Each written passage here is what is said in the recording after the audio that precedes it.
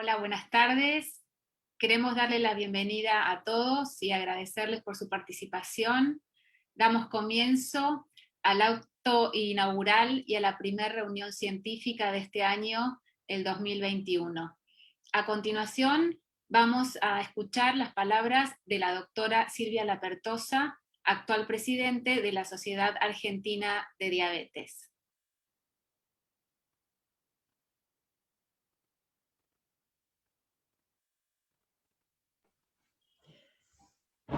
Buenas tardes a todos los socios y socias de la Sociedad Argentina de Diabetes y a los integrantes de los equipos de salud que nos acompañan hoy en esta jornada inaugural de la actividad 2021 de la Sociedad Argentina de Diabetes. Queremos darles la bienvenida en este 2021 tan desafiante y transmitirles el compromiso de la Comisión Directiva de un trabajo mancomunado con cada uno de sus comités de trabajo y sus capítulos. Sin duda, la Comisión Directiva saliente nos ha dejado alta la vara para seguir creciendo en beneficio de los socios. Al inicio de nuestra gestión, conformamos un equipo pedagógico capaz de formar a los directores, docentes y tutores de los distintos cursos. Participaron 74 socios de nuestra institución para elevar el nivel de los cursos y de las diplomaturas en su calidad docente y científica para toda la comunidad de nuestro país. En ese marco se planificaron varios cursos y se aprobaron a través del Departamento de Educación e Investigación de la Sociedad el abordaje práctico nutricional del paciente con patología crónica, que tendrá 54 horas, el curso de actividad física y diabetes, el de coaching ontológico aplicado a diabetes, también el curso de diabetes en embarazo, diabetes en pediatría, el de conteo de carbohidratos, también todo dirigido para todo el equipo de salud.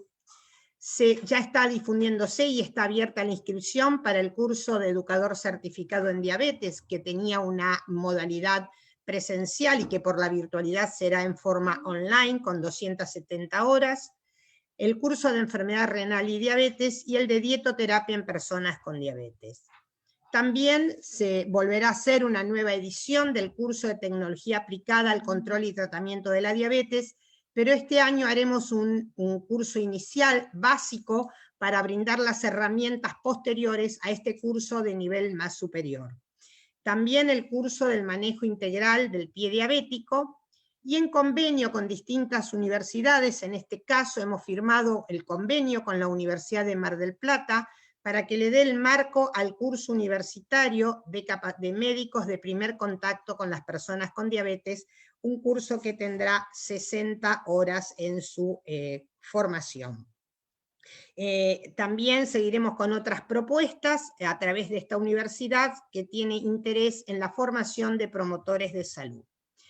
Con respecto a las diplomaturas universitarias y superiores, se acaba de iniciar con éxito muy importante el día lunes la diplomatura en educación terapéutica y otros factores de riesgo cardiovascular para enfermería, con 150 inscriptos, que la sociedad y su comisión directiva ha resuelto subsidiar esta diplomatura en función del requerimiento que tiene el personal de enfermería tan castigado y tan preocupado por esta situación del COVID-19.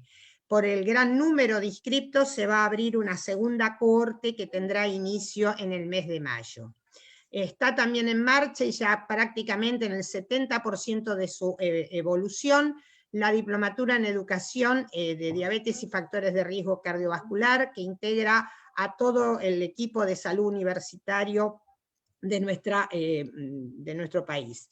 Está iniciado también la diplomatura en epidemiología de las enfermedades crónicas no transmisibles, que tiene médicos no solo de nuestro país, sino que varios inscriptos de países latinoamericanos. Ha dado inicio este último fin de semana la diplomatura del abordaje de diabetes mellitus en distintas etapas de la vida, nuestra escuela de graduados, en su tercer cohorte, que realmente este año ha sido impresionante el número de inscriptos y han ingresado, dado que se ha puesto la modalidad, como tenía nuestra escuela de graduados, una entrevista de selección de los postulantes, y han aprobado esa entrevista 78 profesionales, que también ha tenido presencia de profesionales no solo de Latinoamérica, sino también hasta de Canadá. Está próxima a iniciarse la diplomatura universitaria superior de diabetes y obesidad como impacto de 2 pandemias, que está ya en Consejo Superior para su aprobación, y en convenio con la Universidad Massa, la diplomatura de terapia nutricional en diabetes, destinado a las licenciadas en nutrición, en un esfuerzo común del capítulo Cuyo, la Sociedad Argentina de Diabetes, con la conducción de la licenciada Evangelina Sosa. Con respecto a esta novedad que nos parece sumamente importante, en un convenio con la Universidad de Emory Atlanta, con el profesor Guillermo Umpierres y con la Sociedad Española de Endocrinología y Nutrición, dará inicio el 12 de mayo al primer curso de manejo de la diabetes en el paciente hospitalizado, que para los socios de la Sociedad Argentina de Diabetes con cuota al día será sin costo.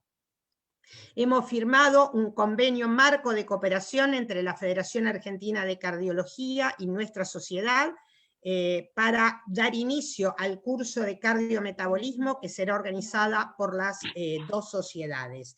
Esto va potenciando la presencia de la sociedad y su inserción con distintas sociedades científicas.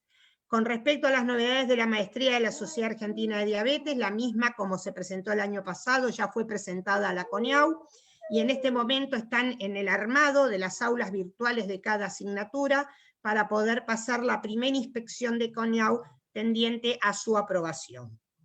En ese marco de la maestría, gracias a la gestión del doctor Comendatore, se logró firmar un convenio marco con el Ministerio de Salud del Gobierno de la Ciudad Autónoma de Buenos Aires, que nos va a permitir realizar las prácticas de la maestría en los distintos hospitales de la capital federal. Con respecto a las reuniones científicas, una de las actividades más importantes también que tiene la sociedad, damos inicio en esta reunión científica. Las próximas reuniones, más allá de las reuniones que hará el Comité de Nefropatía, el Comité de Pie, y las habituales que solemos hacer post-ADA europeo y el ISPAD, este año hay 2 jornadas científicas que nos parecen de relevancia por la abarcación que va a tener. Una será la Jornada Internacional de Cáncer y Diabetes, con disertantes de España y de otros lugares del mundo. Y el 9 de octubre la jornada científica será las jornadas conjuntas entre la Sociedad Argentina de Diabetes y la Sociedad de Endocrino y Metabolismo, que va a ser como la prejornada de su Congreso Nacional, con lo cual tendrá gran relevancia para los socios. En todas estas jornadas nuestros socios pueden participar con su categoría de socio con cuota al día. Con respecto al área de investigación del departamento del DEI, este año la sociedad ha aumentado el número de subsidios y el monto de los subsidios. Habrá un subsidio especial de investigación de COVID-19 y diabetes en el área básica, clínica y epidemiológica. Es decir, que tenemos varios subsidios en distintas áreas y el especial de COVID. Cierra el 18 de julio, así que los invitamos a presentar sus trabajos. Está en marcha el proyecto Corodiar, que está coordinado por el doctor Juan José Gagliardino y el doctor Martín Rodríguez, para que están participando distintos referentes de los capítulos y que ya ha logrado aprobación de varios comités de ética de varios ministerios. Con respecto a las subcomisiones, más allá de las subcomisiones que son habituales del funcionamiento de la sociedad, se ha puesto en funcionamiento una subcomisión de guías y recomendaciones, que la idea es que cada comité de trabajo en este año 2021 haga por el sistema de preguntas PICO una recomendación para que a lo largo de los años podamos hacer realmente guías, recomendaciones prácticas que sean aplicables en el día a día en nuestra consulta. Su comisión de comunicación y difusión está trabajando arduamente en poder llegar con los socios prácticamente en forma diaria. También la constitución de la Comisión de Salud Pública, que ahora van a ver el avance en tan pocos meses de este año que hemos podido realizar, y se ha creado una nueva subcomisión que tiene que ver con la relación con las obras sociales y el papel de la diabetes en la misma. La Subcomisión de Comunicaciones ha hecho una intensa campaña con respecto a la vacunación de COVID, poniendo distintos flyers y distintos ejemplos a través de la comisión directiva, y se ha inaugurado hace poquito el nuevo sistema de los podcasts, que con referentes de la diabetología de nuestro país vamos transmitiendo distintos temas de interés para los profesionales. Con respecto a salud pública, hemos iniciado contacto con programas provinciales de diabetes, en este caso con el programa provincial de la provincia de Buenos Aires, donde hemos discutido el tema de los insumos, el tema de la trazabilidad de los mismos, los cursos que pueden dar para la comunidad, nos han transmitido, nos consultan distintos temas inherentes a las guías de práctica clínica, y hemos participado junto con las distintas asociaciones de pacientes, la FAT, LABDI y ADA. En esta actividad participa activamente el capítulo Atlansat, dada la presencia de los socios en esta región y del área metropolitana de la provincia de Buenos Aires, y el Comité de Pediatría asesorando a la actividad de este programa. Desde el Ministerio de Salud de la Nación nos han convocado, dada la segunda ola de la epidemia de COVID, para delinear un plan que permita reforzar la atención de las patologías crónicas que fueron abandonadas en esta etapa del COVID, generando que más del 50% de los servicios hayan disminuido la atención, hayan disminuido el número de consultas y hayan aumentado las internaciones de pacientes en malas condiciones. Ha convocado una mesa multisociedad que participa la Sociedad Interamericana de Cardiología, la Sociedad Argentina de Hipertensión Arterial, nuestra sociedad, la Federación Argentina de Cardiología, la Sociedad Argentina de Cardiología y la Federación Bioquímica Argentina. En esa reunión participó la ministra de Salud junto con los personal de su gabinete, a fin de delinear acciones en común para todo el país. Hemos publicado la posición de la Sociedad Argentina de Diabetes a través del asesoramiento del Comité de Pediatría con respecto a la no discriminación de los niños para el regreso a las aulas, a los niños con diabetes 1, y se ha culminado las guías de práctica nacional sobre detección y manejo ambulatorio de las complicaciones y comorbilidades de la diabetes en el primer nivel de atención, con una amplia participación de distintos socios de nuestra sociedad. La Sociedad Argentina de Diabetes ha sido invitada a participar en el mes de febrero al DECA, que es una conferencia de campamentos, de experiencias de campamento. La sociedad ha enviado 22 socios miembros de los 7 capítulos y del Comité de Pediatría, cubriendo su inscripción, y el compromiso de poder organizar en los 100 años del descubrimiento de la insulina el primer campamento nacional virtual de niños y jóvenes con diabetes. Fueron representados por presentación de distintas ponencias, la ponencia de 3 miembros de nuestra sociedad, que han sido realmente felicitados por sus ponencias y por sus experiencias. Estamos trabajando en el proyecto KIDS, que es La Diabetes va a la escuela, que es un proyecto de la Federación Internacional de Diabetes, que se va a culminar en el municipio de Tigre, se va a sumar Pilar, y estamos en una posibilidad, junto con las asociaciones de pacientes con diabetes, de poder transmitir este proyecto a nivel de todas las escuelas de nuestro país. Con respecto a la pandemia, el año pasado, la doctora Graciela Fuentes y la comisión directiva participaron en una convocatoria de KM, con la presencia de otras sociedades científicas, y este año se están delineando acciones intersocietarias para enfrentar la subepidemia silenciosa, que tiene que ver con este abandono que habíamos dicho de la atención de los pacientes con enfermedades crónicas y el aumento de la mortalidad en esta población. En una campaña de diseño y difusión de convocar a la gente a la atención médica. También estamos participando activamente en el Foro de Sociedades Científicas, que hay más de 60 sociedades científicas, universidades y organizaciones sociales que tienen que ver con pacientes, con organizaciones de pacientes, y se trabajó en las recomendaciones de los últimos días de vida, en la campaña de vacunación, en la vacunación de los mayores de 60 años, y hemos compartido la declaración de la Organización Mundial de la Salud, llamando a las autoridades nacionales a poner en la agenda política el tema de la diabetes en el marco de los 100 años de descubrimiento de la insulina. Y hemos para esto sumado a todas estas sociedades como una actividad que se va a llevar adelante en el mes de septiembre en nuestras jornadas nacionales. La semana pasada hemos participado, invitados al debate en la Comisión de Diputados con respecto a la ley de etiquetado frontal de alimentos y el beneficio de la salud de la población, de las personas que tienen diabetes. Hemos cambiado el aspecto y la orientación de la asesoría legal de nuestra sociedad con la designación del doctor Ignacio Maglio como asesor de nuestra institución. Como primer objetivo, lograr la especialización, lograr la especialidad a fin de año, actualizar reglamentos y normas acorde con los cambios ocasionados por la pandemia, comenzar a discutir temas de responsabilidad médica en diabetología, cuestiones regulatorias y jurídicas con el uso y prescripción de medicamentos y tecnología, y vamos a incorporar prontamente un servicio a los socios de asesoramiento de temas vinculados con el ejercicio de la especialidad. Para ir terminando, quiero poner de manifiesto esta actividad inusual, inédita, y que nos llena de profunda alegría de poder presentar las jornadas virtuales en esta situación tan difícil que tiene que ver con la pandemia y en la saturación que todos tenemos con respecto a la actividad científica, de las jornadas con el multievento que da inicio este fin de semana en el capítulo Cuyo, y que seguirá por la jornada del litoral, no ANEA, las jornadas nacionales el 8 al 11 de septiembre, la jornada de Comahue y el Atlántico.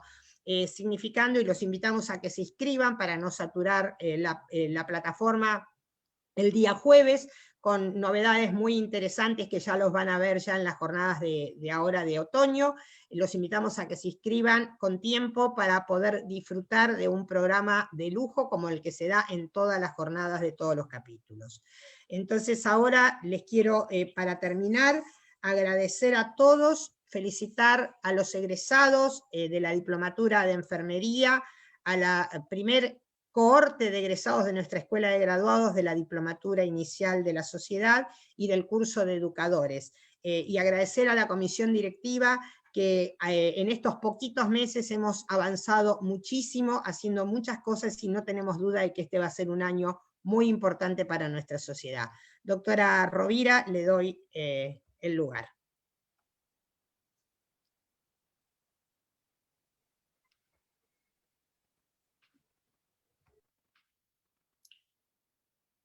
Bueno, muchas gracias, Silvia. A continuación seguimos con la entrega de diplomas.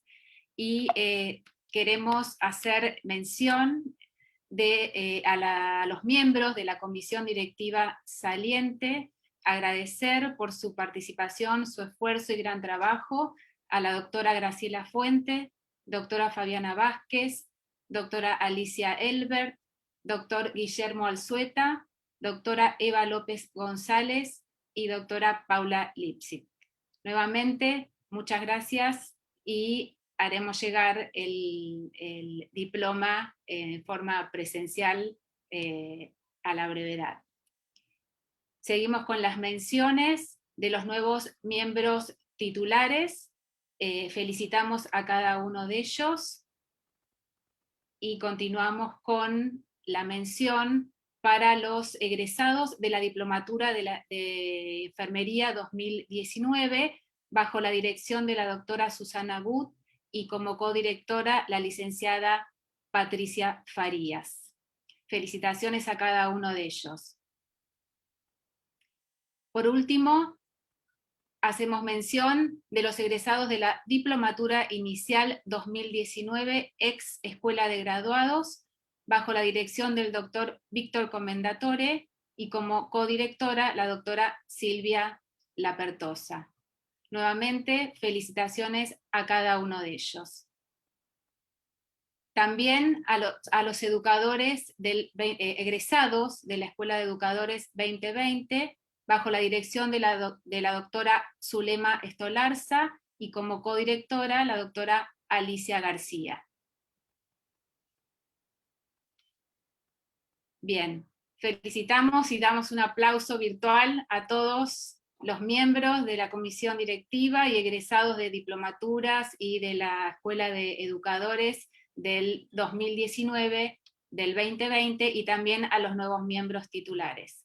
Ahora sí, finalizado el acto inaugural, vamos a dar comienzo a la primera reunión científica, que va a estar coordinada por el doctor Juan José Gagliardino, a quien le cedo la palabra. Muchas gracias y continuamos.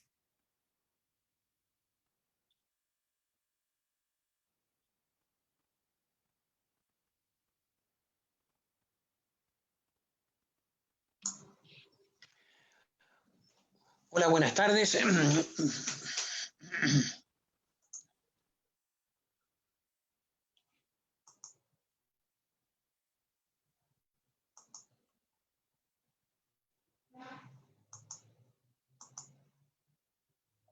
Pero la puta.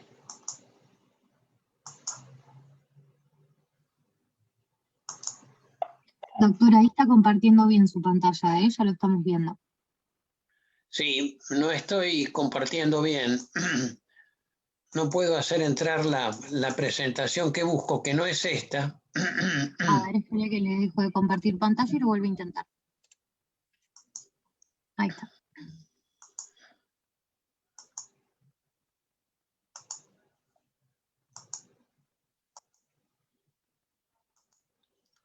Pero la puta madre. Bueno, son las cosas de la virtualidad. Buenas tardes, bienvenidos a todos. Mi nombre es Gagliardino y quiero destacar que hoy, en esta reunión que tenemos de la diabetes, aspectos psicológicos que hemos aprendido hasta hoy, quiero destacar dos cosas. Una que ya la mencionó de alguna manera Silvia en su presentación, que es en el medio de la pandemia, no descuidamos a la pandemia, creemos que merece la importancia que tiene. Pero esto no significa que esto deba dejar de lado las enfermedades crónicas no transmisibles, como es la diabetes y los factores de riesgo cardiovascular. Si nos olvidamos de ella, obviamente que además de tener las consecuencias de la pandemia, vamos a tener esta otra. Y en segundo lugar, quiero destacar que en esta presentación lo que vamos a destacar son los aspectos psicológicos de la diabetes. Y con respecto a ello, debo destacar algo. Como todos ustedes recordarán, ya en el año 1800, Claude Bernard, el padre de la fisiología moderna, destacaba y demostraba la relación entre el sistema nervioso y el metabolismo.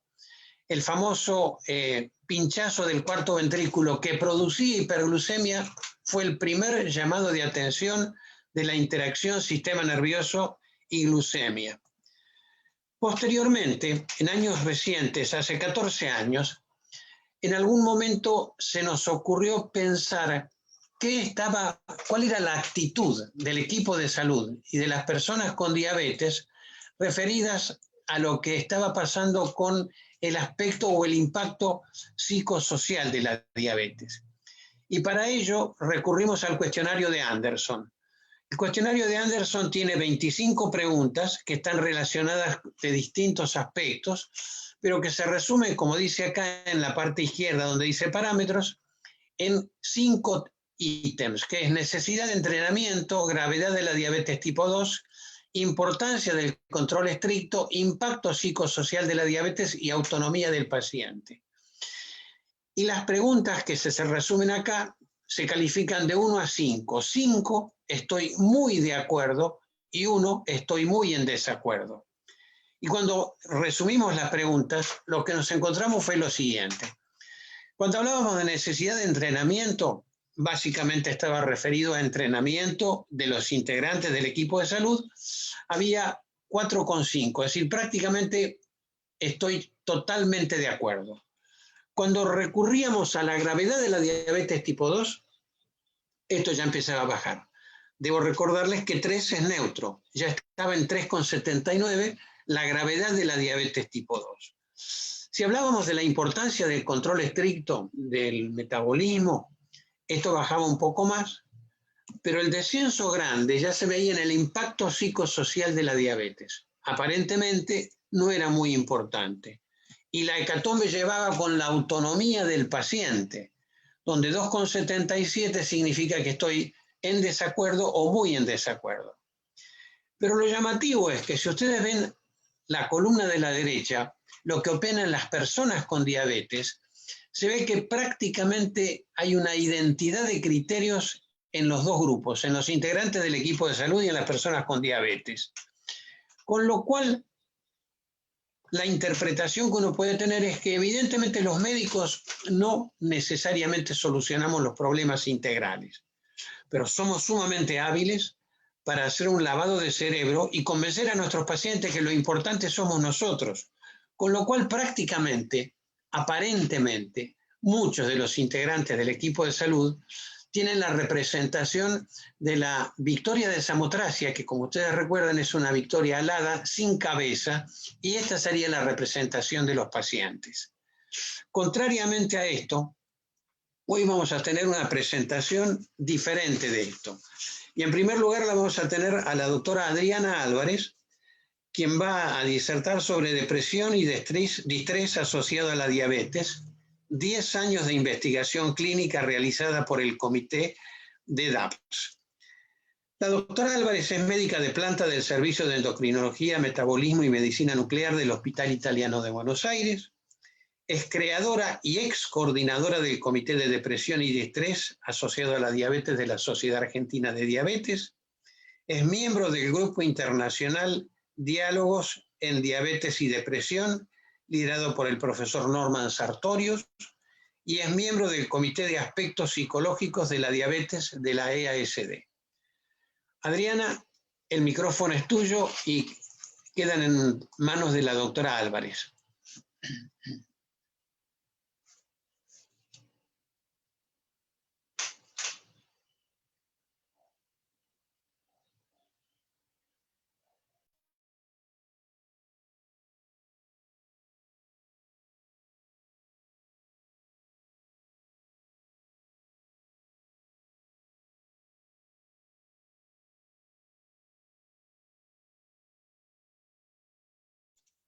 Doctora, está muteada.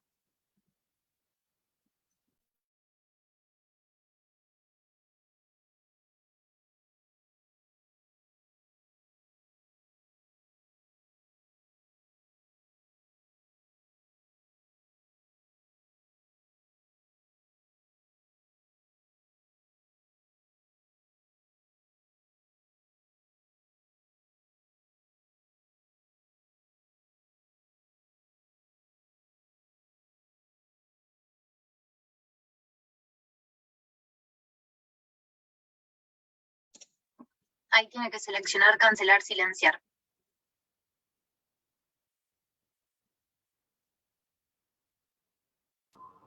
Ahí está. Ahí está. Y ahora Ahora vuelve a la pantalla. ¿Se ve la Muy bien. presentación? Sí, sí, perfecto. Bueno, ahí me escuchan y ven la presentación. ¿Sí? Sí, perfecto, perfecto. Bueno, bárbaro. En primer lugar, quería agradecer a la Comisión Científica de la Sociedad de Diabetes por darnos este espacio en la primera reunión científica del año 2021. En segundo lugar, me siento muy orgullosa de representar en esta disertación al quehacer del Comité de Aspectos Psicosociales, que nos hemos dedicado los últimos 10 años a investigar el tema de la depresión y el distrés asociado a la diabetes. Y también quiero agradecer a Frank Snook, que para los que no lo conocen, Frank es el creador del Comité de Aspectos Psicosociales de la Sociedad Europea de Diabetes, que ya cumplieron 25 años, y que él ha marcado el camino a seguir a la investigación clínica en este tema, y obviamente los que investigamos en este tema seguimos muy atentamente sus publicaciones. Así que, Frank, muchas gracias por estar aquí y haberme dado una hermosa recepción cuando pude asistir a los Spring Meetings que vos organizaste allá en Europa. No presento ningún conflicto de interés con respecto a este tema. Voy a desarrollar 3 puntos básicos: el marco teórico de la comorbilidad, la prevalencia de depresión y distrés en población argentina, ya que el profesor Gagliardino siempre me enseñó, Adrianita, primero tenés que hacer diagnóstico de situación. Y en tercer lugar, quiero hablar del rol del cortisol y la inflamación subclínica, ya que creo que existe un link biológico entre la depresión y la diabetes, dada su alta asociación. Y por último, les voy a dar una conclusión del tema. Bueno, arranco con el Position Statement de la ADA 2021, que tiene una sección dedicada a aspectos psicosociales. Fíjense que en el centro de la atención del paciente, la ADA nos dice que el objetivo del cuidado es prevenir las complicaciones crónicas de la diabetes y optimizar la calidad de vida. Y nos propone, entre las cosas que tenemos que monitorear, investigar acerca de la motivación que tiene el paciente para el autocuidado y la presencia de depresión. Y otro de los parámetros que nos invita a monitorear permanentemente es el bienestar emocional. Dos cosas que a lo mejor los diabetólogos no estamos tan entrenados en realizar. Entonces, la ADA nos propone que en las entrevistas clínicas tendríamos que relevar síntomas de distrés asociados a la diabetes, depresión, ansiedad, desórdenes de la alimentación, función cognitiva, y nos propone la siguiente periodicidad de dicha evaluación. En la visita inicial, en la visita clínica anual que realizan los pacientes, y especialmente cuando hay un cambio en la enfermedad, por ejemplo, cuando le diagnosticamos una complicación crónica, cuando hay cambios en el tratamiento, especialmente cuando agregamos insulina en los diabéticos tipo 2, que genera una gran crisis, y esto fue demostrado en el estudio Down, o cuando hay un gran estrés en las circunstancias de la vida del paciente. Y esto es evidencia de tipo B. Y también consideran que tendríamos que hacer screening en los mayores de 65 años de función cognitiva y depresión por lo menos una vez por año. Para los que investigamos en los factores psicosociales, hay dos trabajos que realmente nos motivaron a meternos de cabeza en esta área. Uno es el trabajo de Anderson y colaboradores del año 2001, donde él hizo un metaanálisis y una revisión de 7 trabajos de investigación sobre la prevalencia de depresión, realizando el diagnóstico de depresión a través de la entrevista del psiquiatra, y él demostró que los pacientes con diabetes tenían el doble de depresión que el grupo control.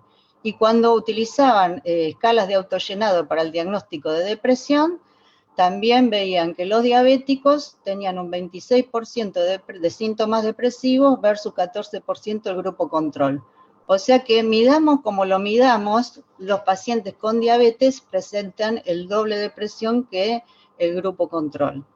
El otro trabajo que a mí especialmente me motivó es este metaanálisis del psiquiatra Patrick Luxman, donde revisó tanto trabajos de diabetes tipo 1 como diabetes tipo 2 y encontró correlación entre depresión y mal control glucémico. De manera que tenemos que empezar a pensar que el estado emocional del paciente tiene una influencia directa sobre el control de la diabetes. Esa, digamos, comorbilidad, depresión y diabetes, ¿tiene algún impacto biológico? Bueno, creo que sí, y en este metaanálisis publicado por Franz Powers en el año 2003 en PLOS ONE, en una revisión de más de 16 trabajos, él encontró que la depresión en pacientes con diabetes es un factor de riesgo independiente para mortalidad por todas las causas. Y en otro análisis encontró que también la depresión es un factor de riesgo independiente para mortalidad cardiovascular. De manera que no solo impacta la depresión en la calidad de vida de los pacientes con diabetes, sino que directamente aumenta la mortalidad por todas las causas y de causa cardiovascular. Recientemente, en el 2020, se cumplieron 25 años del Comité de Aspectos Psicosociales de la Sociedad Europea de Diabetes, y Timothy Skinner publicó una review de todo lo que se había investigado en estos últimos años sobre distrés relacionado a la diabetes. Y de la revisión de varios estudios, él nos cuenta entonces que entre un 50 y un 70% de los pacientes con diabetes no presentan ninguna alteración de su salud emocional, pero un 5 a 10% presentan depresión y un 20 a un 30% presentan distrés relacionado a la diabetes. Y en este grupo, que sería la conjunción de distrés y depresión, abarca más o menos a un 5 o un 15% de los pacientes. Este, desde un punto de vista biológico, sería el grupo de mayor riesgo. Y una de las cosas que analiza Timothy en este trabajo es que la forma de comunicarnos con los pacientes les genera mucho distrés, de manera que los diabetólogos tendríamos que empezar a entrenarnos en comunicar mejor las noticias, sobre todo las malas noticias, en el consultorio del diabetólogo. Y también Skinner nos propone que la evaluación psicosocial debería formar parte de la rutina del consultorio del diabetólogo. Este es un trabajo de Hayashino y colaboradores, un japonés, en un estudio de cohorte prospectivo, donde él encuentra correlación entre distrés relacionado a la diabetes y mortalidad y aumento de la mortalidad por todas las causas. Esto fue publicado en Diabetología. Se diagnosticó el distrés a través del PAID-20, que es un cuestionario para diagnosticar distrés relacionado a la diabetes, y los que tenían un score mayor de 40 tuvieron un hazard ratio de 1.59 para mortalidad por todas las causas. De manera que tanto la depresión como el distrés no son inocuos en los pacientes con diabetes y se asocian a mayor morbimortalidad. Bueno, ahora quería compartir con ustedes parte del trabajo que hicimos estos últimos 10 años. Queríamos saber qué dimensión tenía la presencia de depresión en nuestros consultorios, tanto de diabetes en pacientes con diabetes 2 como diabetes 1. Para ponerlos en perspectiva, el doctor Stañar en el 2018 en la revista Vertex publicó el primer estudio epidemiológico de salud mental en población general de la República Argentina. Y obviamente el diagnóstico de la depresión lo realizaba un psiquiatra, utilizaban una entrevista estructurada que se llama Mini 5, que es la misma que utilizamos en nuestros estudios, y él halló una prevalencia de depresión en población general mayor de 18 años de 8.7%. Ahora, fíjense lo que encontramos en la población diabética. Este estudio multicéntrico nacional, donde incluimos 116 pacientes con diabetes tipo 2, que habían sido atendidos en 8 centros de atención diabetológica de toda la Argentina. Algunos eran hospital público, otros eran clínicas privadas, para hacer una muestra más heterogénea y representativa del país. Nosotros usamos también el Mini 5 y a un psiquiatra para hacer el diagnóstico de depresión, y fíjense, la prevalencia de depresión mayor en nuestro grupo de pacientes con diabetes fue de 17.2, prácticamente el doble que les acabo de decir que se ve en la población argentina, no diabética. Luego, en el año 2014, con el grupo internacional liderado por el doctor Norman Sartorius, hicimos un protocolo que se publicó en Diabetic Medicine, donde queríamos ver cuál era la prevalencia de depresión en diabetes 2, pero en 14 países con diferentes culturas y diferentes niveles socioeconómicos, porque esto también tiene una inferencia en la aparición de depresión. Y la muestra total de este estudio basal tenía aproximadamente 3.000 pacientes, de los cuales la muestra argentina aportó 135 pacientes, y fíjense, el 37% de la muestra ya tenía una o más complicaciones crónicas, y llama la atención que la más prevalente de estas complicaciones es la neuropatía. Y yo me pregunto, si la hiperglucemia daña los nervios periféricos, ¿por qué no pensar que la hiperglucemia también puede ser tóxica a nivel del sistema nervioso central? ¿Y qué encontramos en este estudio? Que la muestra general tuvo una prevalencia de depresión mayor de 11%, que coincidió con la prevalencia de depresión en la muestra argentina. Pero fíjense, en las distintas culturas y los distintos países, cómo varía ampliamente la prevalencia de depresión en diabetes tipo 2. Más recientemente, en noviembre de 2020, pudimos publicar un trabajo sobre prevalencia de depresión en pacientes con diabetes tipo 1. Este fue el estudio EMA1, estudio multicéntrico argentino, realizado en 79 pacientes con diabetes tipo 1, con una media de diabetes de 16 años, una hemoglobina glicosilada promedio de 8,3. Esto muestra lo difícil. Todos los participantes eran especialistas en diabetes y sin embargo el grupo no estaba lejos del 7% de hemoglobina que recomendamos en esta población. Y en este trabajo encontramos que el 39% de los pacientes con diabetes tipo 1 presentaban algún grado de depresión, 28% presentaban depresión leve y 11% representaban depresión moderada severa. Tengo que aclarar que acá la prevalencia es más alta porque utilizamos un cuestionario de autollenado que se llama PHQ-9, que a veces sobreestima la verdadera prevalencia de depresión. Ahora les voy a hablar de la prevalencia del distrés relacionado a la diabetes, tanto en diabetes 2 como en diabetes 1, que también lo pudimos evaluar a través del cuestionario PAID-20. Primero quiero aclarar qué es el distrés relacionado a la diabetes, y esta es la definición más sencilla que pude encontrar para definir el distrés relacionado a la diabetes, y fue acuñada en la Joslin allá por el año 1995, y dice que es un afecto o emoción negativa resultante del desafío de vivir con las demandas de tener diabetes. Como les dije, el distrés impacta porque es un factor de riesgo independiente que aumenta la mortalidad.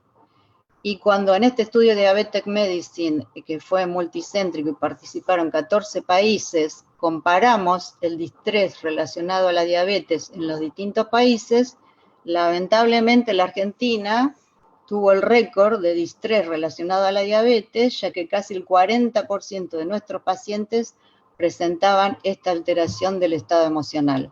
Cuando lo presenté en la reunión de Ljubljana, que había organizado Frank Snook, todos me preguntaron por qué los diabéticos argentinos tenían tanto distrés.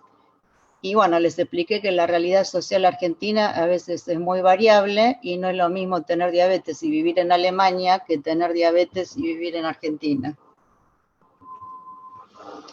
En este estudio que publicamos en la revista de la SAN en el 2020, también pudimos medir el distrés relacionado a la diabetes en pacientes con diabetes tipo 1 y encontramos algo parecido a lo que nos decía Skinner.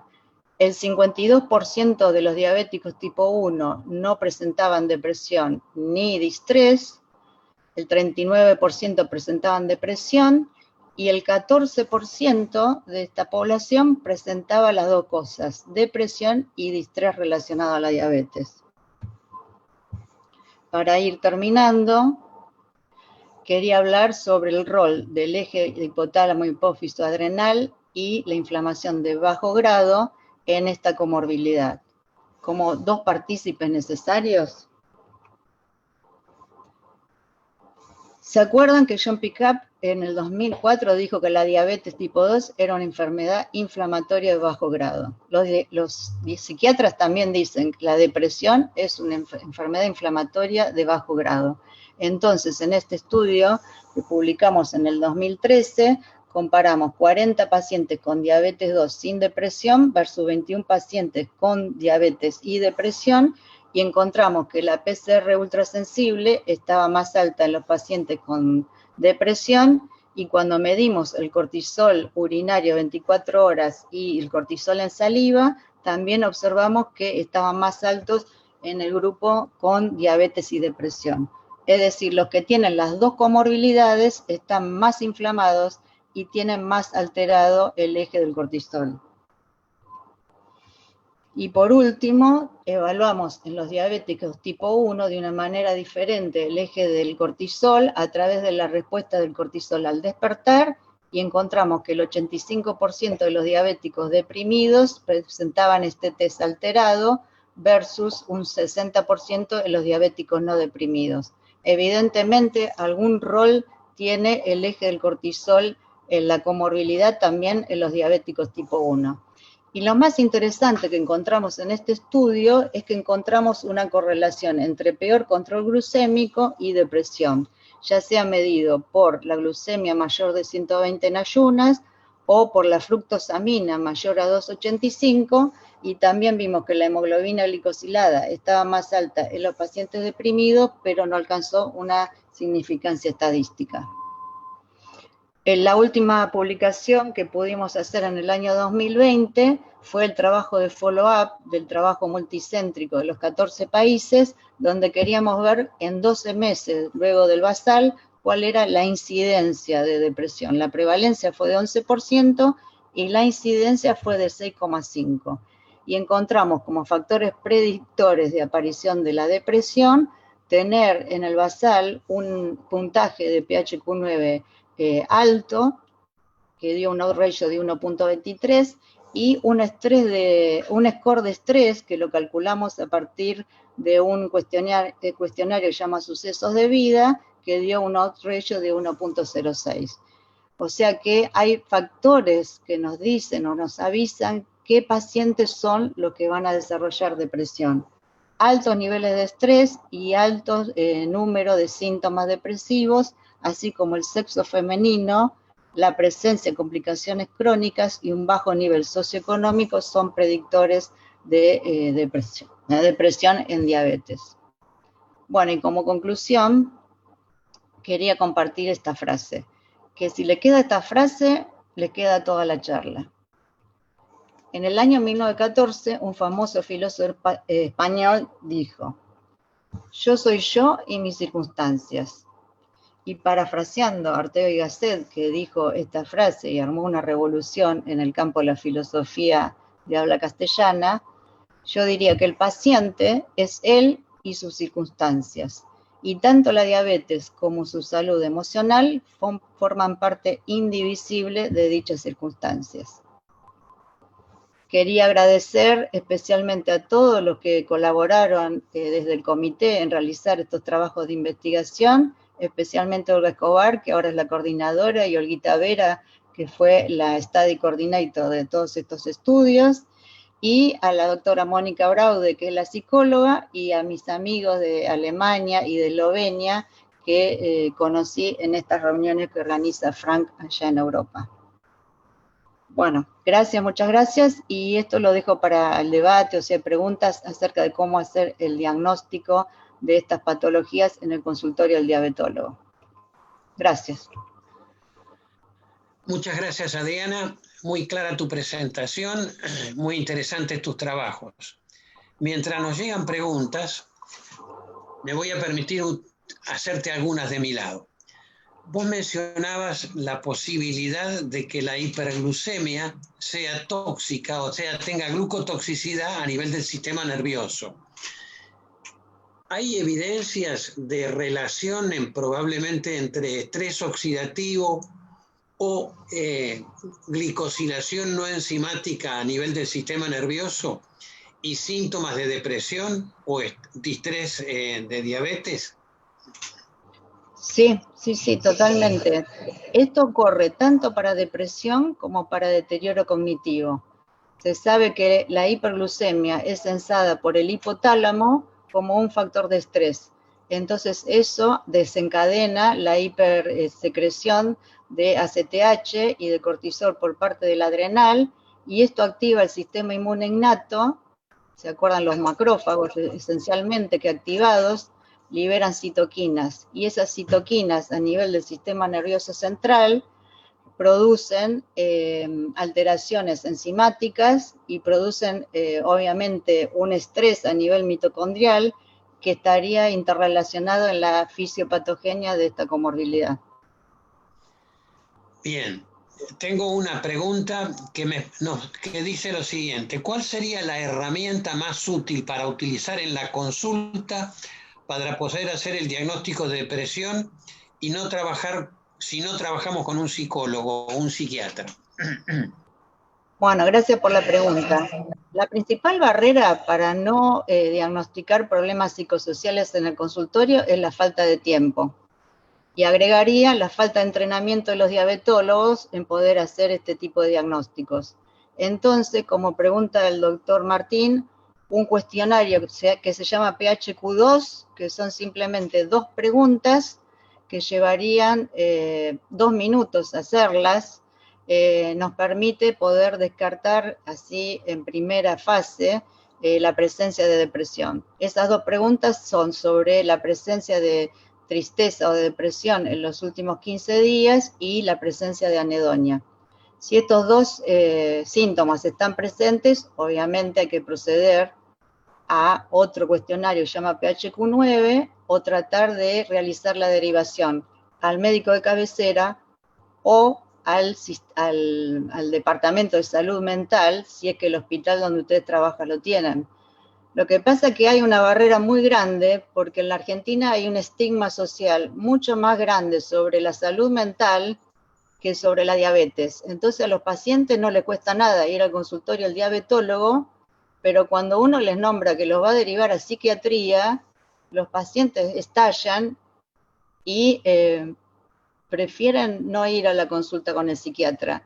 Así que cada uno en su lugar tiene que ver cómo maneja la derivación al psicólogo, al psiquiatra o al médico de cabecera, que están muy entrenados en el diagnóstico y el tratamiento de la depresión mayor, leve, moderada. Obviamente si hay ideación suicida, sí o sí hay que derivarlo al servicio de psiquiatría. Otra pregunta que tengo es con respecto al eje del cortisol. ¿Tendría que ver la alteración del eje del cortisol con la variabilidad glucémica y la frecuencia de hipoglucemia y la falta de advertencia que va a tener una hipoglucemia, los pródromos? Bueno, ahí hay como una mezcla en la pregunta. Se sabe que con el tiempo puede haber una alteración en la respuesta tanto de adrenérgica como del cortisol, ¿no? En la evolución crónica de la diabetes y dar una hipoglucemia sin alarma. O sea que podría ser esa alteración predisponente de hipoglucemia sin alarma. Pero a su vez existe la relación inversa. Los pacientes que tienen hipoglucemia sin alarma tienen altos niveles de distrés relacionado a la diabetes, porque viven constantemente con ese temor de tener hipoglucemia y no poder percibirla y estar en un estado de peligro. Así que diría que la relación es bidireccional. La última pregunta sería, ¿la educación terapéutica tiene algún efecto sobre la prevención de la depresión o del distrés? Claro, en eso trabajó muchísimo el doctor Lawrence Fisher de Estados Unidos, que es un gran estudioso del tema de distrés relacionado a la diabetes, y él remarca en sus estudios y en su programa, como el REDEM, que la educación diabetológica reduce en gran medida los síntomas depresivos y los síntomas de distrés relacionado a la diabetes, pero a veces no alcanza y es necesario combinar la educación diabetológica con terapia cognitiva conductual. O sea, él describe que hay programas donde participa el educador en diabetes y el psicólogo, y en conjunto logran ambas cosas: reducir el estrés, reducir los síntomas depresivos y mejorar la hemoglobina glicosilada. Gracias, Adriana. Te agradecemos tu presentación. Hay una serie de felicitaciones de la audiencia para vos. Y ahora continuamos con Frank Snook, que es nuestro invitado extranjero. Le voy a pasar la palabra a Frank. Pero en primer lugar quiero hacer una introducción de quién es el profesor Frank Snook, a pesar de que Adriana mencionó algo. Frank Snook es psicólogo clínico doctorado en la Facultad de Medicina de la Vrije Universiteit de Ámsterdam y profesor emérito de Psicología Médica de la misma universidad. Fue el primer profesor... Ana, perdón, estás en el canal en inglés. Sí. Listo, perfecto, pueden continuar. Bien. Fue el primer profesor titular de Psicología Médica con especialización en diabetología psicosocial y salud mental. Fundó y dirige una clínica ambulatoria en Ámsterdam que está especializada en personas con diabetes y problemas de salud mental, donde ha desarrollado y validado diversas herramientas de evaluación psicológica para personas con diabetes, incluyendo programas de internet, dispositivos móviles y una aplicación web autoadministrada para mejorar vitalidad mental en la diabetes tipo 1. es autor y coautor de varios capítulos de libros y ha publicado más de 250 publicaciones en revistas internacionales. Fue el fundador y es expresidente del Grupo de Aspectos Psicológicos de la Diabetes de la EASD, miembro del Grupo de Trabajo de Directrices Globales de la Federación Internacional de Diabetes para Diabetes Tipo 2 y ha presidido el Comité Holandés de Directrices para la Depresión en la Diabetes de la Federación Holandesa de Diabetes. Ha recibido numerosos premios, tales como el Premio Walter Gemman de la Sociedad de Psicología Médica del Instituto Holandés de Psicología, el Premio a la Excelencia de la Fundación Holandesa de Investigación en Diabetes, el Premio Richard Rubin de la Asociación Americana de Diabetes y la Medalla Real Caballero de la Orden del León Holandés por su liderazgo y destacada labor para promover los aspectos psicosociales de la diabetes. O sea, como pueden ustedes ver, es realmente un lujo tener a invitados como Frank, que además ya está siendo amigo de nuestra sociedad, porque estuvo presente con nosotros a nivel del Congreso del año pasado y ahora inaugura las jornadas científicas de esta sociedad. Frank, welcome. We are glad to receive you and to have you in this meeting. And of course, you have the microphone and all the audience is for you. Thank you for coming.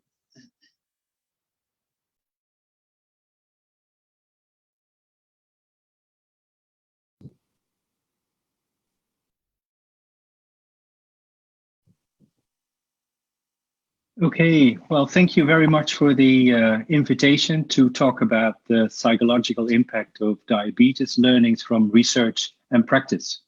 I'm very happy to speak at your conference, and I hope it is of interest to you. Here are my disclosures.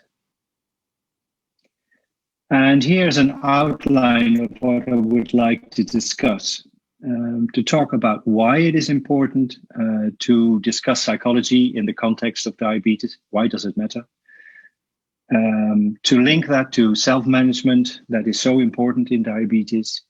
Then to discuss psychological difficulties and disorders. To talk very shortly about interventions, psychological interventions, and of course, end with some conclusions. So why does psychology matter in diabetes? Well, there are three important reasons. First, emotional well-being, as we are all aware, is an important outcome of medical care and certainly also diabetes care in and of itself. So besides glycemic outcomes and cardiovascular outcomes, well-being is an important outcome. The second is that we know that diabetes has a major impact on persons' well-being and their significant others. And thirdly,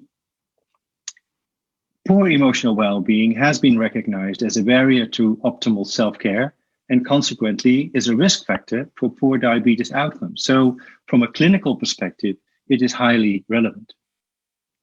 And this has been recognized in international guidelines, starting already in 1994 by the St. Vincent Declaration Action Program, the global guidelines for type 2 diabetes, who have a chapter on psychology and psychological well-being. And both for adults and children in diabetes, psychosocial care, the well-being of patient has been recognized as an important topic.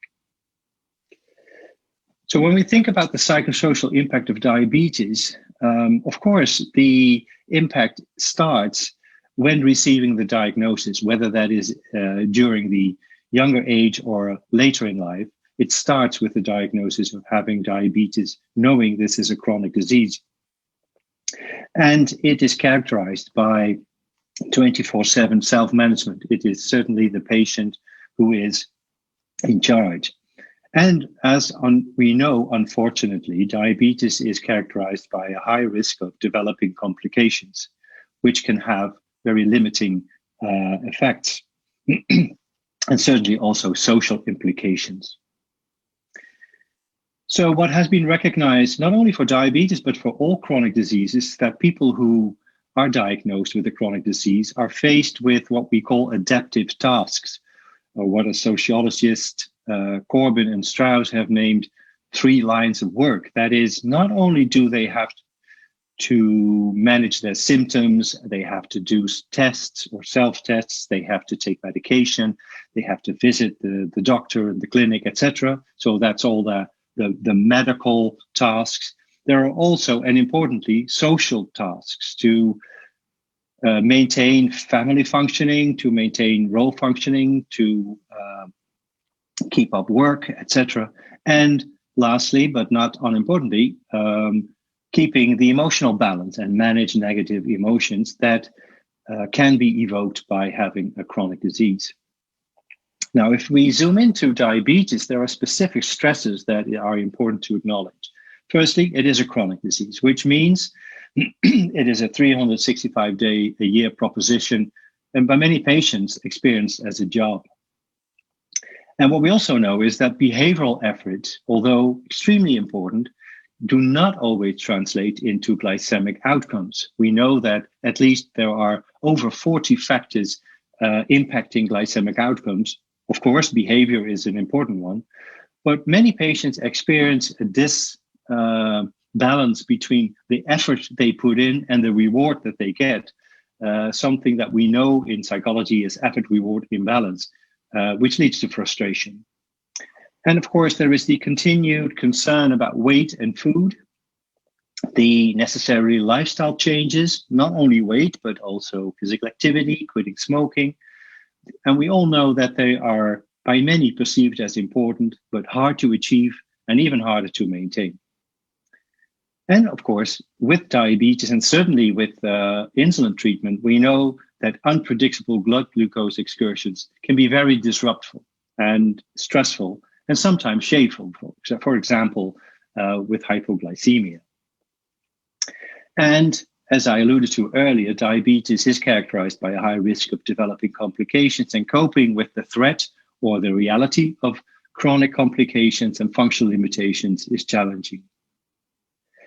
And of course, people with diabetes live in a social context. So they experience how people respond to them, sometimes very supportive, but also negative reactions in terms of discrimination and overdoing it, so to speak, with regard to support. So the support becomes negative. It becomes too much what we call miscarried helping, or bluntly, diabetes police. So there are a lot of stresses, and we know that diabetes is 90% self-management. It's very much in the hands of the patient. And when we look at the concrete tasks that patients are faced with, there are 7 self-management tasks identified: healthy eating, being active, monitoring, taking medication, problem solving, very important, reducing risk, and healthy coping. So coping with challenges in a healthy way, so not drinking, not smoking, etc. And for patients, this means that they are in a constant battle with, on the one hand, trying to live a gratified, a full life, coping with the normal stresses of life, be they social, financial, and living in the here and now. And at the same time, taking care of their blood sugars, healthy eating, managing cardiovascular risk factors with the aim to protect health for later and reduce the risk of complications.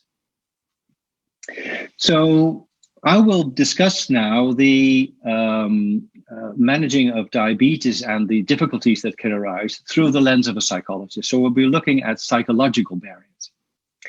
And when we talk about psychological barriers, I find it important to make a distinction between 2 levels of severity. The first level is actually what we call normal coping adaptation problems that actually tell you that people with diabetes, most of them are very normal, but they are faced with an abnormal situation. So their responses are very understandable. This doesn't mean that they're not suffering, but these are basically what we call difficulties or psychosocial problems and not psychological disorders. They're not psychopathology. So that's the one level. And the second level is about disorders. So these are a classification of comorbid mental health diseases as defined in the Diagnostic Statistical Manual, Psychiatric Diseases, or the ICD. And these would include depression, anxiety, eating disorders, and severe mental illness. I will not be talking about the last one, but we will touch on depression, anxiety, and eating disorders. So let's start with looking at these normal coping difficulties that we all can see in our patients that are quite common. We know that people with coping difficulties develop what we call diabetes-related emotional distress. And 20 to 30% of patients, I would say across the globe, are experiencing elevated levels of high distress, which are associated also with poor glycemic control. And when you think about emotional distress, the items that people endorse in these kind of questionnaires are things like feeling overwhelmed by the diabetes, feelings of deprivation regarding food and meals, coping with complications, worrying about hypoglycemia, and not knowing if your mood is related to your blood sugars. And with diabetes distress comes the risk of developing diabetes burnout. And what we mean by burnout is that vicious negative cycle of people experiencing accumulation of negative experiences with diabetes. It's just not working. They develop these negative attitudes like diabetes is a disaster. I will never get it right. So they lose faith in themselves. They have no confidence that this will ever become a thing that they can control. And consequently, they develop negative emotions, anger, frustration, sadness. And this can lead to what we could say is giving in. It's diabetes burnout. Obviously, people with diabetes cannot fully give in. They cannot, leave the treatment to others because they are in charge. But what we do see is a certain degree of disengagement, unfortunately, further reinforcing these negative experiences. And so they develop a negative cycle of diabetes burnout, which is very important to recognize and to address. Now, if we move up the ladder of severity, so to speak, if we look at these psychological disorders, it's important to understand that these are mental health disorders that are not specific to diabetes. They present in the general population, but they are more frequent in diabetes. And of course, they interact with diabetes. And that's why it's so important to understand how they work and to recognize them. So something you're probably very aware of is that the risk of depression, both mild and major depression, is doubled in people with diabetes and associated with poor health outcomes. Firstly, it's associated with poor quality of life, I would say evidently, but it's also, and importantly, associated with poor adherence to medication and self-care activities. Remember these 7 self-care activities. Well, people with depression have more difficulty keeping up with these self-care practices. As a logical result, they have overall poor metabolic outcomes and a higher risk of both micro and macrovascular complications, sadly. Also, we see an increased mortality and increased medical costs. So not only is depression in itself burdensome and common in people with diabetes, it also has a range of negative consequences. Now, something to point out is that some people would say, well, diabetes distress that I just talked about and depression, aren't they the same thing? Well, they're not. There may be some overlap, but diabetes distress is the specific distress, the coping difficulties that people have that are related to living with and managing diabetes. While depression is a cluster of symptoms with 2 key symptoms, we all are aware of them, anhedonia and low mood.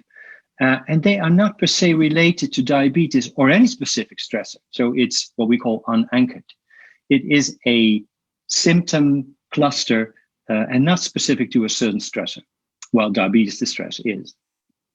And only in about 5% do we see an overlap of diabetes distress and a major depression. Also, apart from depression, anxiety disorders are more common, both anxiety disorders and anxiety symptoms. Anxiety symptoms are not meeting criteria for a disorder, but they are close to it. And as a meta-analysis of 12 studies showed that the odds ratio for anxiety disorders is 1.20, so 20% increased. Anxiety symptoms, almost 50% increase. Overall, 25% increase. And of course, we need to be aware of that there is our general anxiety disorders and specific to diabetes anxieties like fear of hypoglycemia, worries about complications, and self-injecting. And particularly fear of hypoglycemia is something that most people, particularly those with insulin therapy, fear just as much as they do serious complications, as was shown in one of the older studies cited here. And this raises the questions, then why are people so fearful of hypoglycemia? Well, I think, again, through the lens of a psychologist, what this is about is loss of control, what we call depersonalization, but also very high social cost. The risk of losing your job, your income, your driver's license. Next to that, it can be very shameful. It can be very saddening to hear that how stupid you behaved or aggressive or how you lost control in a public situation. The risk of being criticized by others, but also the fear of people with diabetes who experience hypoglycemia, severe hypoglycemia, is causing accidents to others, so injuries to others at work or by driving a car. And it certainly is a burden to the relationship. Now, one of the challenges with fear of hypoglycemia is that basically, as for any anxiety, it is an adaptive response. We humans, we respond to threat with anxiety. And this is something that has helped us preserve as a human species. In the context of diabetes, you could say that people who have a very low risk of severe hypoglycemia, let's say somebody has never or only very, very rarely experienced a severe hypoglycemia, being very, very afraid of it would be a mismatch, would not be an adaptive response. It would not be in sync, so to speak, with the actual risk. So that would qualify as a phobia. While on the other end of the spectrum, we also know of people who have a very high risk, for example, people with hypoglycemia unawareness, who may not be so fearful as you would expect. And you could say, well, they're actually in denial because they're not taking any precautionary measures. Because, of course, that is exactly what anxiety does. Anxiety translates into avoidance behaviors. So when somebody is extremely worried, what he or she will do is frequently self-test or check blood sugars, perhaps minimize the dosing of insulin or skip injections,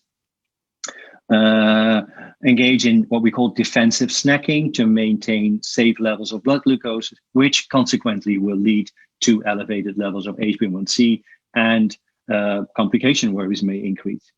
But also passive avoidance behaviors, that it's refraining from intensive physical activity, sports, not going out alone, etc. So with a very high social costs. We also are aware of the fact that people can be very fearful of injections, and a topic that I studied some years ago to find out that in type 1 patients, it's very, very low prevalent, less than 1% of patients. But those who have it, they are faced with an enormous challenge, because obviously they have to inject themselves, and this is a huge burden that deserves treatment. Something that has raised also some increasing attention among type 2 diabetes patients who need to switch to insulin therapy is what we call psychological insulin resistance. Basically, the fear or the negative appraisal of insulin therapy, and just wanting to make that shift. So in various studies, including the UK PDS, the Dawn studies, and several surveys, have shown that at least half of the patients with type 2 diabetes have some concerns about starting insulin therapy. which I guess is a normal response. But importantly, 20 to 40% would be or is unwilling or ambivalent about starting insulin and would at least delay the start of insulin, which can go at high costs, obviously. Now, shifting to another important disorder, eating disorders, which are quite prevalent in people with diabetes. The term diabulimia has been coined, maybe not a very accurate term, but it does refer to the quite commonly used strategy, particularly among girls with type 1 diabetes, to underdose insulin as a way of controlling their weight. A highly effective but very unhealthy strategy that is driven by a distorted self-image and the sense that they are, overweight, the sense that they are in need of losing weight, while in most cases they are not. Obviously, this leads to increased risk of complications and rapid progression of existing complications. The second group of common eating disorders are the so-called binge eating disorders, very often related also to emotional regulation, so emotional eating, which appears to be quite prevalent in people with type 2 diabetes, leading to undesirable glucose excursions and also high HbA1c. Finally, anorexia nervosa is a relatively rare phenomena, also in diabetes, but when it presents, it has correctly been termed a lethal combination, a very, very difficult comorbidity, a mental disorder to treat with a high risk of mortality.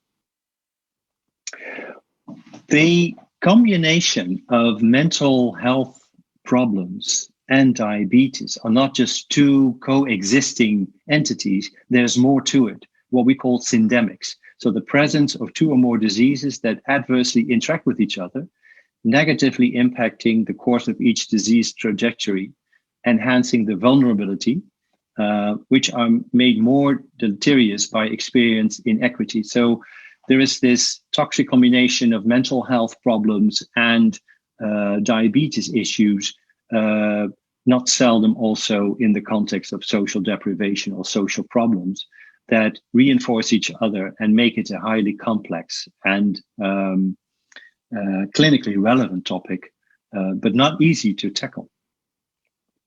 But it does underscore the statement of the World Health Organization that we cannot achieve health in diabetes without mental health. We do need mental health.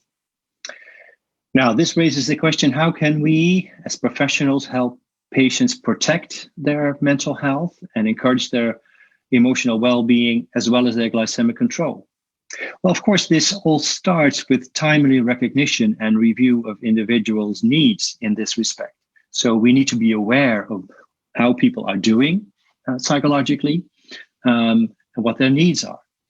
And it's worrying to see that the research in this area seems to indicate that about 45% of patients are undertreated for their serious emotional distress, including disorders, including also more mild symptoms of diabetes distress.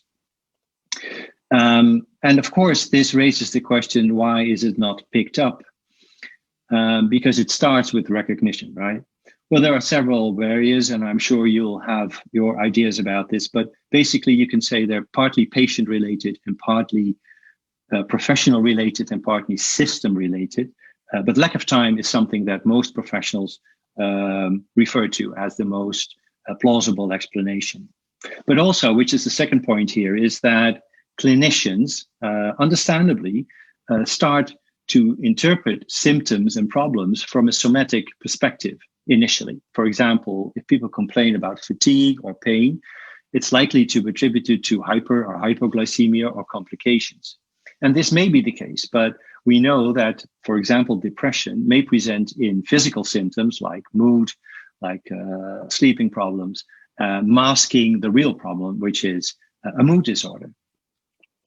It may also be that professionals, and I'm sure you're not among those, but who have no knowledge or interest in the mental health and say, well, that's not my cup of tea and I don't want to know anything about it.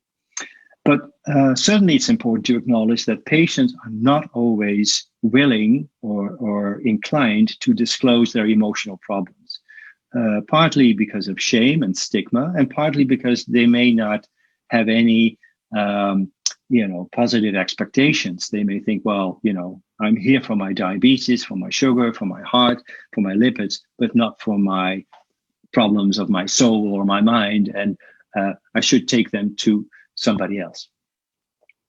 Now, what we have shown and others is that both in adults and in youth, introducing a systematic procedure of monitoring emotional well-being, just as we do with lipids, what we do with glycemic control, as part of the routine care, using a simple questionnaire can be really helpful and effective. Certainly very much appreciated by patients. One of the responses, the classical responses of patients is, oh, it's so nice that you ask about it. Not necessarily do I have a problem, but you do appreciate that I am more than just my diabetes. So this is important to know. There is evidence that this can be done. Just recently, the ICHOM, International Consortium of Health Outcomes Measurement, have released a standard set of patient-reported outcomes regarding psychological well-being, diabetes, distress, and depression. With these measures, the WHO-5, Well-Being Index, the PAI, the Problem Areas in Diabetes Scale, and the PHQ-9. Of course, in some settings, you may have a tradition of using other measures. That, of course, can be done, but it's important that we understand that emotional well-being is quantifiable and should be monitored, and it would be really helpful if we would all use more or less the same measure so we can standardize and compare. Once the problems of diabetes, whether it's, diabetes-related psychological problems, whether they are mild symptoms of distress, coping problems, or more severe mental health problems, we need to decide and have a referral pathway in place to help patients, whether it's advice, whether it's support, whether it's assistance or psychotherapy. And in this context, I sometimes hear clinicians worry about, well, wait a minute, if I start discussing well-being with my patients, this will open up, so to speak, a can of worms. I will not be able to deal with it. It's just overwhelming.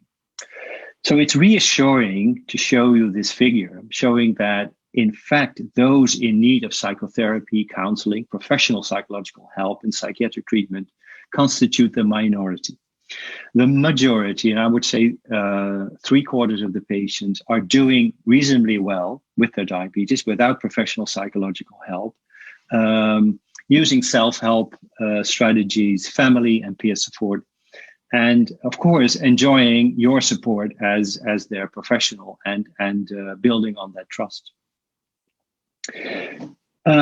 Quite a lot of research has been done in the past decades regarding the effects of counseling and psychotherapy for those who need it. And again, this is a minority.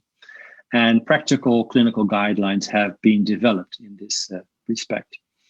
A series of systematic reviews have been published, which all overall show that psychological therapy in people with diabetes works just as good as it does in people without diabetes. We see somewhat similar effect sizes. But of course, we have the challenge in diabetes also to impact on HbA1c and other glycemic outcomes. And this is challenging because effects of psychotherapy so far in people with psychological difficulties or disorders have shown to be modest or absent. But importantly, once the diabetes self-management issues are included, integrated in the psychotherapy, the effects on HbA1c go up. So that's an important lesson. So the American Psychological Association a couple of years ago spent a special issue on facing diabetes and what psychologists can do to satisfactorily conclude, well, there's a substantial contribution from psychologists when it comes to diabetes and managing these mental health issues. But sadly, there is, across the world, I would say, limited access to psychological services for most people with diabetes. Some are fortunate to be treated in a tertiary center or a specific clinic where they have these resources, but in many countries and many settings, and I assume the same goes for you, that it's often very limited what you can offer in terms of psychological services. So too little for far too few. Now, how to deal with that? Well, one strategy that has shown to be promising, and I would say more than promising, has shown to be effective and deserves to be further developed, is the use of internet and mobile-based treatment. Both within and outside the medical setting, applying computer-based, or we should say internet or mobile-based treatment, psychological treatment, have shown to produce, well, similar effect sizes as conventional psychotherapy, reaching a very large audience, at least potentially. And also, many patients are very satisfied because it provides a lot of flexibility and some degree of confidentiality, at least in the experience of patients. So this is something that we also have worked on. And we are also working, or have worked on, a self-help app. So this is without any professional guidance, called My Diamate, aimed to help prevent and maintain mental health and vitality for people with diabetes. And we're actually implementing this self-help app now in the Netherlands.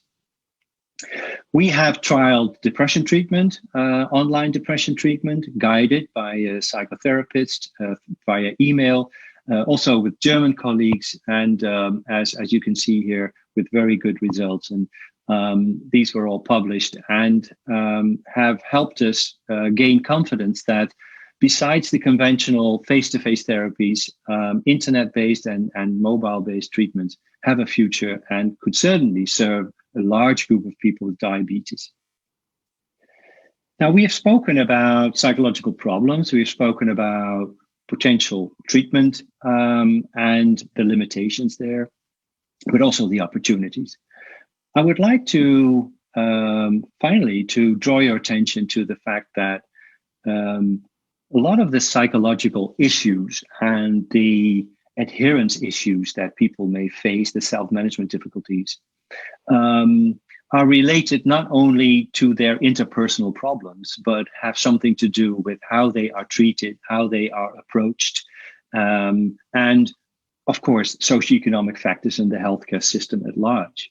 This is a complex interaction, but if we focus on the patient-provider interaction, I would say here lies the basis for patient-centered care. This is where it all starts, and a lot of patients are helped simply by being treated kindly and carefully. And indeed, empathy is something that has shown to be quite important as, you could say, prevention of developing problems, and certainly helping people to feel understood and respected. And as we are all aware, we will see more of active participation of patients through the means of shared decision-making. And this is something that can only work when empathy is in place. It's not just a technical procedure. It's something that builds on trust in the relationship with the patient. And there is interesting data supporting that not only is empathy experienced by patients as something that is helpful to them for their subjective well-being, but also, as shown in this study, is associated with better outcomes, even in terms of mortality. So how this works, we're not sure, but it would be reasonable to assume that people who feel more recognized, who feel more appreciated and supported, are better at treating themselves, are better at maintaining self-management that translates into better outcomes. Certainly an intriguing finding, and something to appreciate. As Carl Bühner once said, people may forget what you say, they may forget what you did, but they will never forget how you made them feel. And again, this resonates with people's emotional status, and feeling appreciated, feeling recognized is something that is really, really important.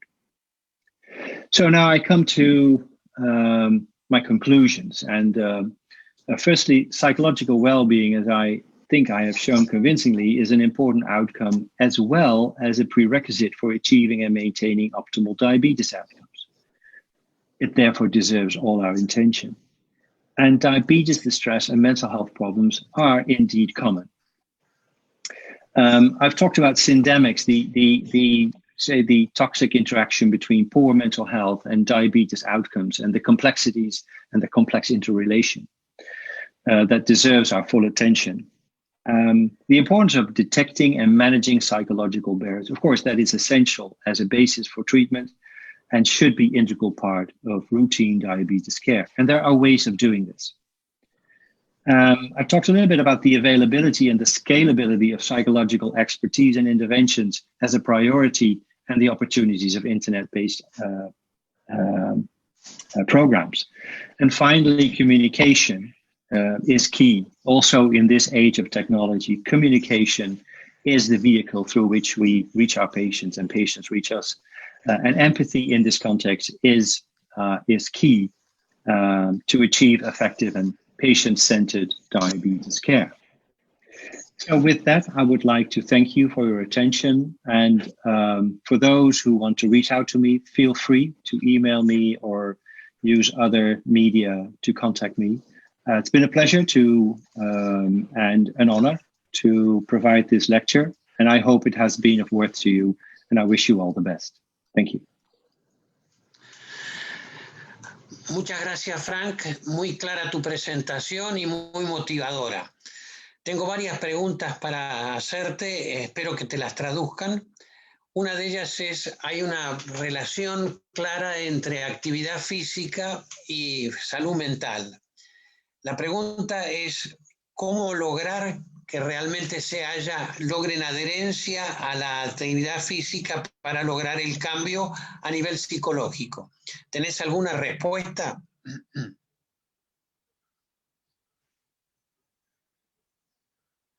I think the question will be translated for me, right? It's translated Ana, for you. Okay. Ana, perdón, anda al canal inglés.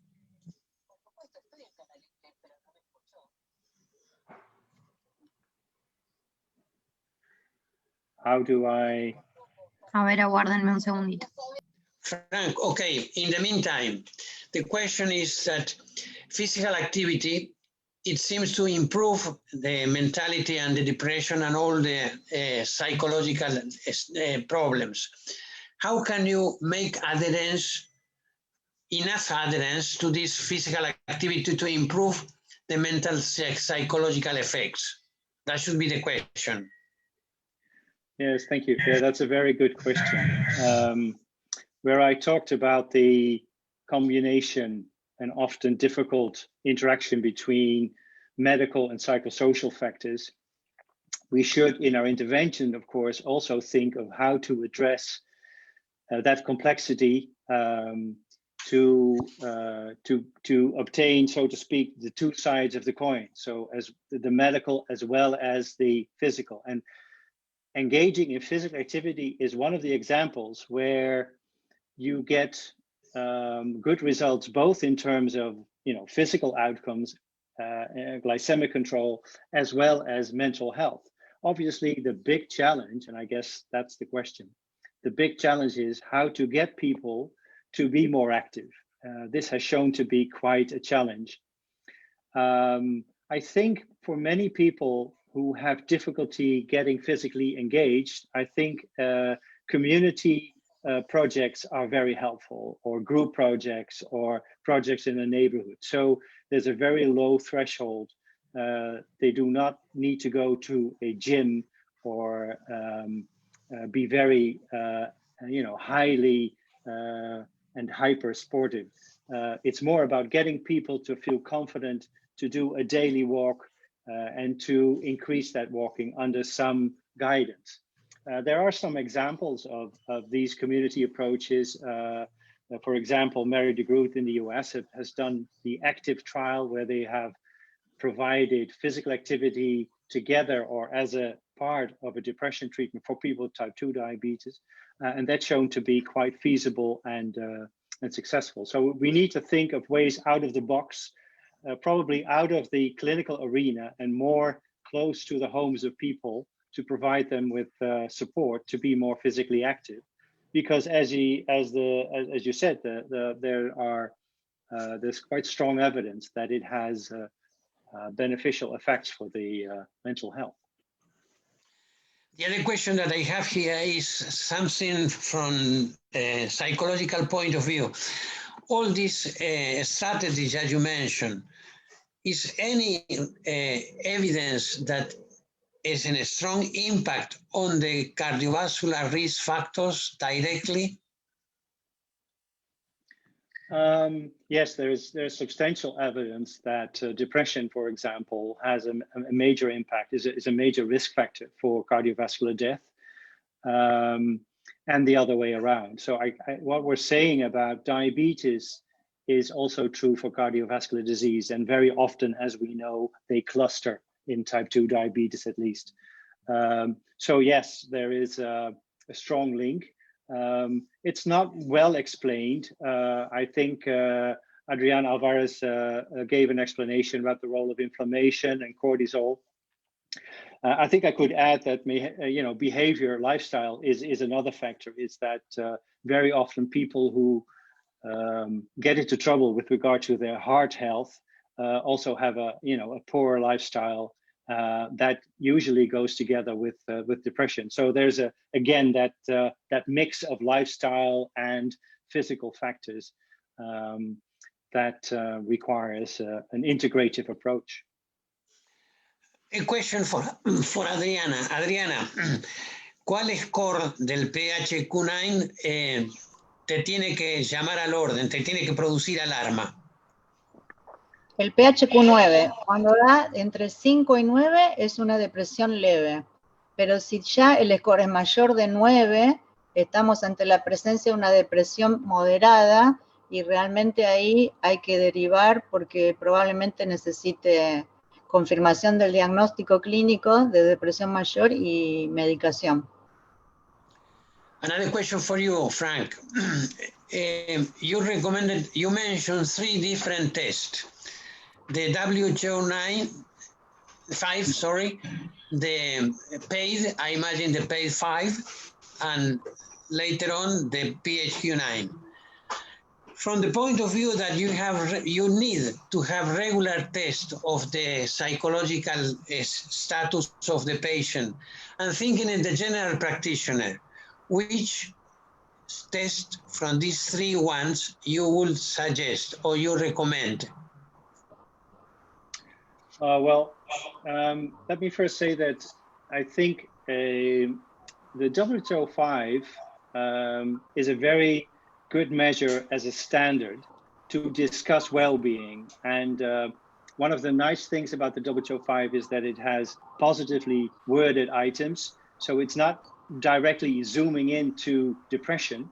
And imagine if you ask everyone, the majority will not be depressed. So it's nice to have that instrument. It's only 5 questions, and I would say that you build on the WHO-5 and combine it with the PAID-5, for example. Then you have only 10 items where you gain a lot of information. Firstly, about the general well-being, whether it's normal, whether somebody is struggling or suffering, and you have an idea of the level of diabetes distress. So I wouldn't choose. I would pick these 2 short forms as a standard, and that's exactly what many practices have done to make it feasible, but also to be able to address both the more general emotional well-being, and only if there's an indication of depression, you could then perhaps administer the PHQ-9 or refer, depending on the situation, refer to a mental health specialist for further investigation. The other thing is you mentioned the relationship between the patient and the physician or the doctors, whatever, the team. We have one experience with the diabetes stress, and we have reported already a paper together with a common friend, Bill Polonsky, comparing education released by an educational team or patients or the peer education. And we compare the results, and the impact on the diabetes stress was stronger when the peer was the educator. Do you have similar experience? No, but we have little formal peer education, so to speak. I mean, there are a lot of initiatives in my region where people have Facebook groups, whatever, active communities, and I'm sure that this has or can have very positive effects. I'm a bit worried that for people who are in a bad state, so to speak, mentally, that they, by interacting with others, may not improve, but rather further decrease when they're not guided. So I guess what you're saying is if the peer-supported groups can work, it will be because they're very good peer group leaders. It's been very well designed and not left to the just to the layperson, but they are trained, I assume. I think there are requirements, preconditions, so to speak, to make lay education or lay support effective. Some of the ingredients we know, but we see a lot, I'm sorry to see, we see a lot of these interactions on social media that are not very helpful, that there's a lot of negative shout out, which is absolutely unhelpful for a lot of people. But in a secure environment with well-trained lay persons, I'm sure, as your study has shown, that can have very good results. And of course, taking costs and resources into consideration would be a very important model if professionals are not available. Yeah, in addition, we have selected very careful the peers. That means they have to be a very good control, has to have a glycated hemoglobin below 7. Second, was trained properly, otherwise they are not, they don't know everything because they are diabetic. And this is, of course, as you suggest, you have to be very careful. Now, the other question is this. You were talking about cost effectiveness. I mean that the insurance, perhaps, we have to deal with this story. It has been shown that the person that is well controlled has less complication and the treatment is less expensive. Then from the point of view of psychological impairments, you have to have a very good psychological health. This will be a cheaper patient than a complicated patient. But perhaps we are not discussing enough this issue with the insurance companies. What is your experience in your country? Do you discuss this issue? Yes, but everybody I have spoken to around the world is facing the same problem, is that there is this odd line of thinking in healthcare that, the healthcare insurance, whatever the system is, has this ingredient of pay per performance. And there is this perverse stimulus, I could say, to act on those who are ill and to ignore or to neglect those who are at risk of becoming ill. So prevention is less the priority. while there is it's a very simple case, as you say, economically, to invest in prevention and in maintenance of mental health because of the, logical outcomes. But that's just too far away. It's a horizon that they don't care about. It's about now. It's about having the payment. And this is something we need to change. But it's something that we see across the globe. And only if you have like a certain degree of bundle payment where you say, well, these are the outcomes that we achieve, that we go for. These are the aims, and we find well-being just as important as glycemic control. Then clinics would have to show, demonstrate what percentage of their population is actually in good health mentally or in poor health, and what are they doing about it. And I think this speaks to the importance of what we see now, value-based healthcare, that has an economic background, but is built on the principle of added value. And I think this comes very nicely together. One of the slides I showed was from the ICHOM that recommend these 3 scales. And this is very closely linked to the value-based healthcare movement, I could say, that very much go in this direction and say, well, let's not look at the costs, but look at the added value and how much that costs, and take the person-centered approach as your starting point. So I think there is some hope that we will go that way, but we know it's difficult to change systems, but I think we're seeing more and more of it, fortunately. Martín, vos tenés tu pregunta de los antidepresivos. ¿Podés hacérsela directamente a Frank?